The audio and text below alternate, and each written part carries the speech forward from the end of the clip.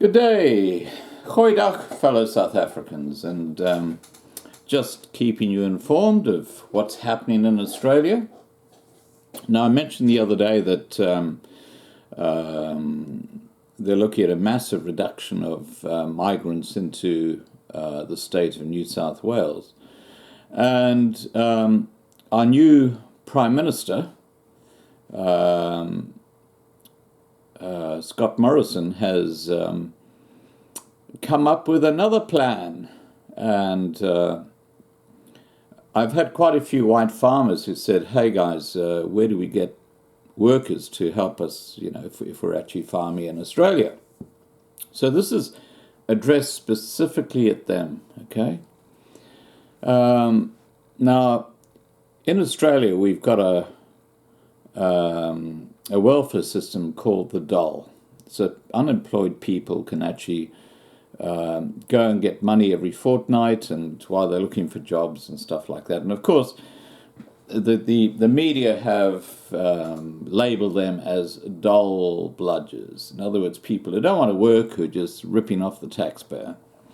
So the news is that dole bludgers who refuse to work for farmers desperate for help, losing their welfare under a tough Morrison government plan to stop fruit and vegetables rotting on vines.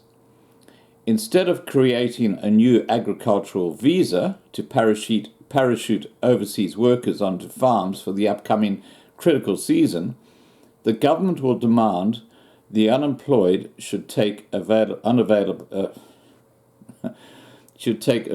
jobs first. So in other words, the unemployed in Australia will be asked to go and work on these farms. Farmers in Queensland, the Northern Territory and South Australia have complained they cannot find staff, meaning some are preparing to watch produce rot. Under a recent decision, ticked off by the government's Expenditure Review Committee, farmers will be asked to register their job requirements, pay and conditions with the National Harvest Labour Information Service. Job providers will try to get local unemployed into those farms first. If a person does not have an acceptable reason for refusing a farm job, they face losing 1 month of welfare payments, or even possibly more. The government is also looking at further options for farmers, where farmers need a bigger workforce, including changes to the seasonal worker program, Pacific Labour Scheme and Working Holiday Maker Scheme under visas. Mr. Morrison said the changes would ensure jobs were being filled by Australians as opposed to temporary overseas people coming in to get cash to pay for their little holiday in Australia. We want to highlight exactly where the jobs are and make sure job seekers know where to be looking. While we're tackling the labour shortage, this also ensures job seekers on taxpayer support will have no excuse to refuse opportunities. Where we cannot find Australians to do the work, we will back our farmers and make arrangements through our Pacific Island Workers and Migration Program to get the job done, Scott Morrison said. So, Deputy Prime Minister and Nationals leader Michael McCormack said the regions needed a strategic, targeted approach to solve labour needs.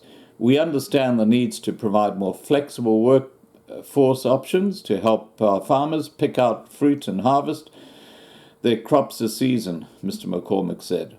Tensions have boiled over between the Liberals and the Nationals over a need for an agricultural visa to help farmers pick their produce.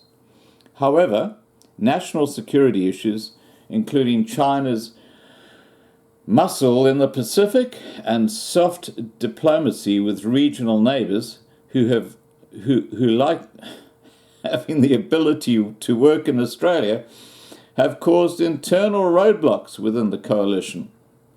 It is understood Mr. McCormack told his colleagues he would secure an agricultural visa in the secretive coalition agreement. The policy does not sit with the Agriculture Ministry Minister David Littleproud, but Immigration Minister David Coleman is working on a longer-term plan. So there you go, farmers. If you're in a particular type of farming or you need lots of labour, we now have a solution. The unemployed will come and work on your farms for you. And they're Australian. Don't forget to subscribe to be kept informed. Take care, guys, and have a lovely weekend.